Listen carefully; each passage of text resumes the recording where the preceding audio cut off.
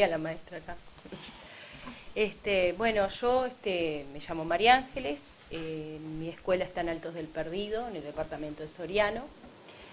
Se encuentra a 26 kilómetros de Cardona, un poco para que lo ubiquen.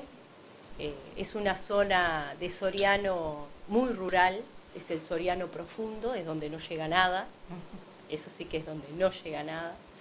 El Perdido siempre se caracterizó por ser una zona que hay varios parajes, Altos del Perdido, Bajos del Perdido, Costas del Perdido, y cada paraje tenía una escuela rural. Con el paso de los años hubo también una consolidación, nucleamiento, no sé qué pasó ahí, donde se cerraron 3 escuelas. Yo en el año 2000 trabajé como la famosa maestra del micro, que había que trasladaba los niños a las comunidades, o sea, a los lugares. Y bueno, fue una experiencia que me enseñó muchísimo a la parte de territorio, ¿no? A conocer el territorio.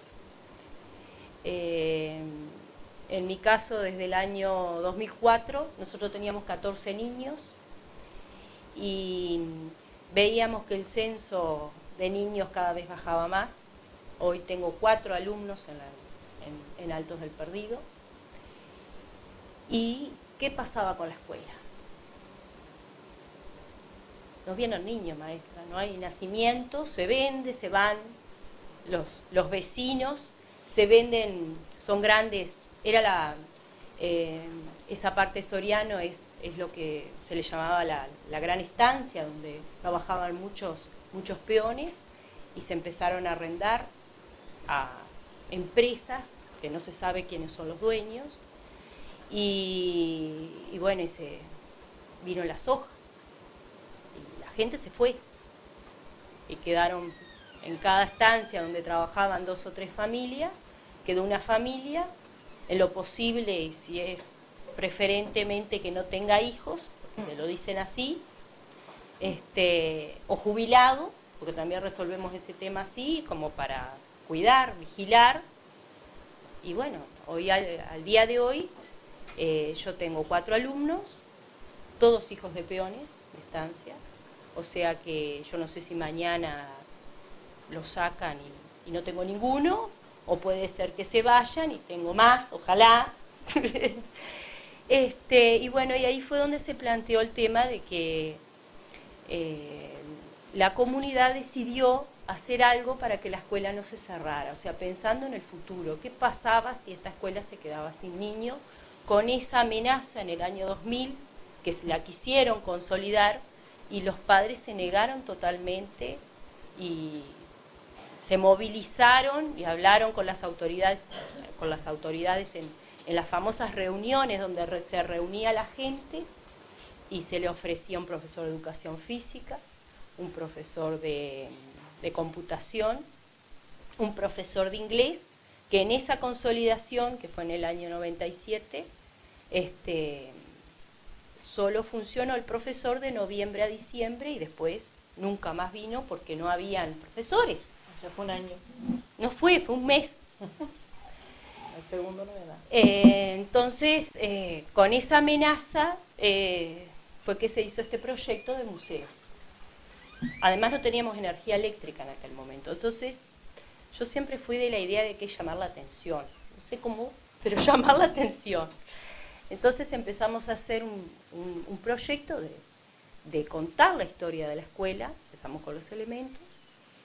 Y bueno, la gente le gustó mucho ese proyecto y empezó a involucrarse, y fue creciendo, con la idea también de mostrar la escuela rural. O sea, a ver, traer gente de la ciudad al campo y socializar esos niños también, porque los niños se socializan con sus pares, pero también se socializan con liceales, se socializan con personas adultas que visitan.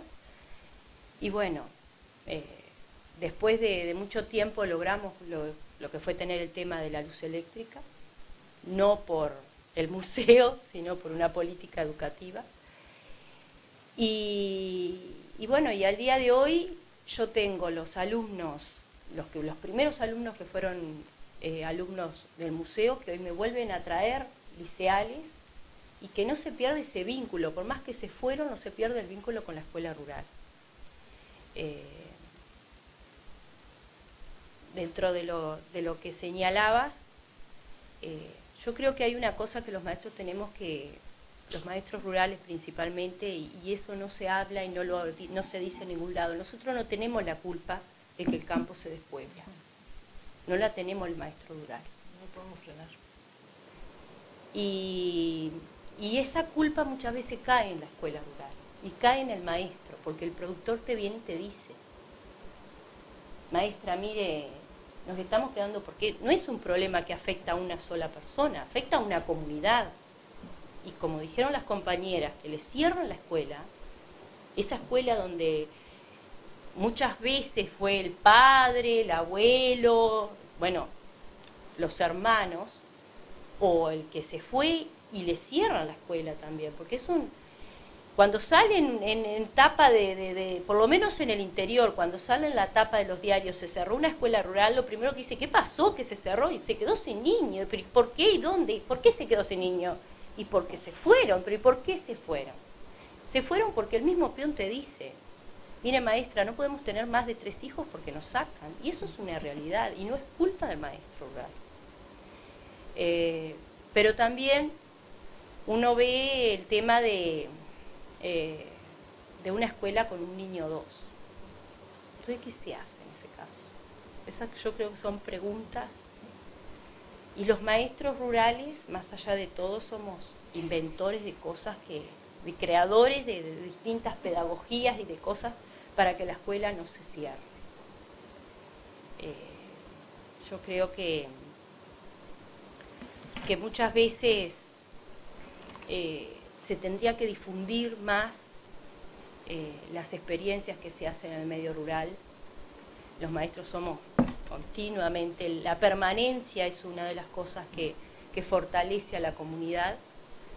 En mi caso, yo hace 20 años que estoy en la comunidad, si bien he ido y vuelto,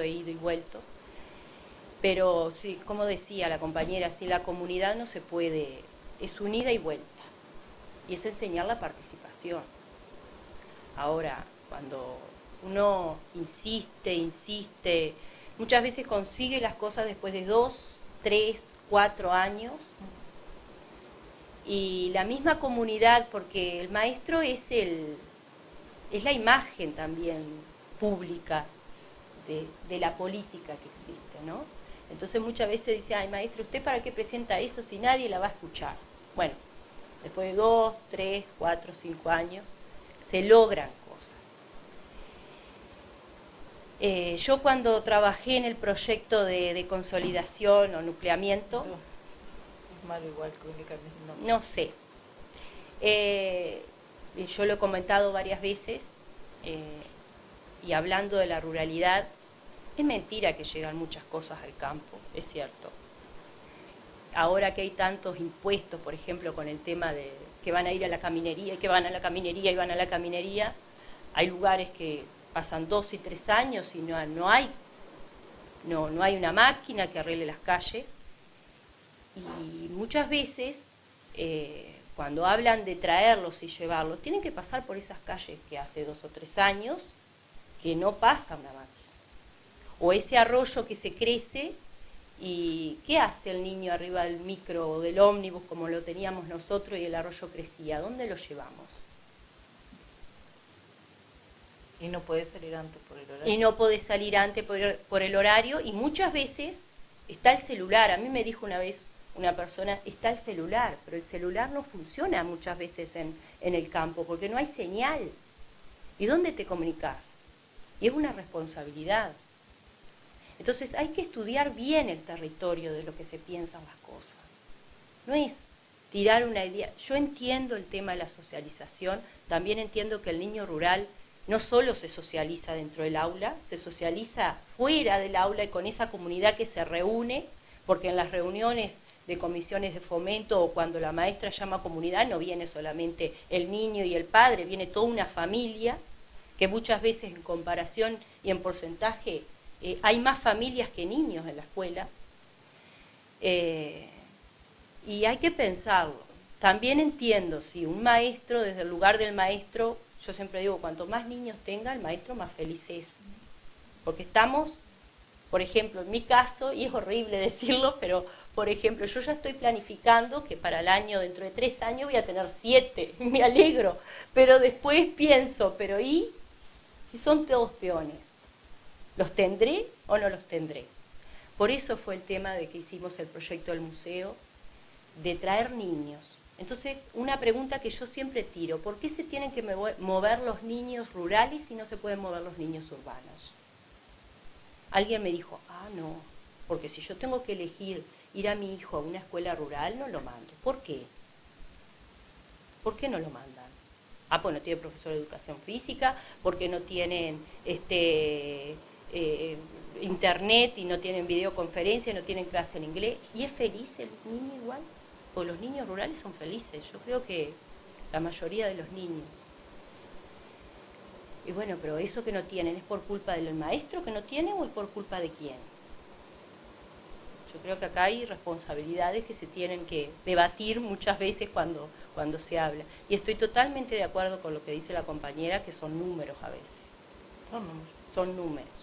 Son números para todo. Cuando uno se presenta un proyecto, yo que he presentado proyectos en diferentes instituciones, AMIDES, MEC, muchas veces son números. ¿A cuántos beneficia este proyecto? Y bueno, pero yo no tengo la culpa. Por eso ahí está el tema de la culpa del maestro Tampoco rural. preguntan cuánto lo usan. No. Es cuánto beneficia. No importa que no vaya. Claro. En la escuela van a ir todos en la rural. Por eso digo, pero no preguntan cuánto lo usan. Yo creo que tampoco estoy de acuerdo con esa escuela que tiene un niño solo, que pasa también, o que tiene 2 niños que pertenecen a una misma familia, que el maestro la elige porque es la última opción, o la elige porque está embarazada y en todo el año no va a trabajar, porque eso sucede también. Y muchas veces la escuela pasa mucho tiempo cerrada porque no tiene maestro. No, con eso tampoco estoy de acuerdo. Y bueno, compañera, yo no sé si a usted le pasa, pero a mí mis compañeras me recriminan que yo regalo muchas horas a primaria. Yo lo hago porque para mí la educación rural es una opción de vida. Yo elegí ser maestra rural. Y bueno, me lo aguanto. Pero creo que la educación rural es una opción de vida. Tenemos que pensar que no se la estamos regalando Y al no Estado, se la que estamos regalando a la comunidad. No sé, ¿alguna pregunta?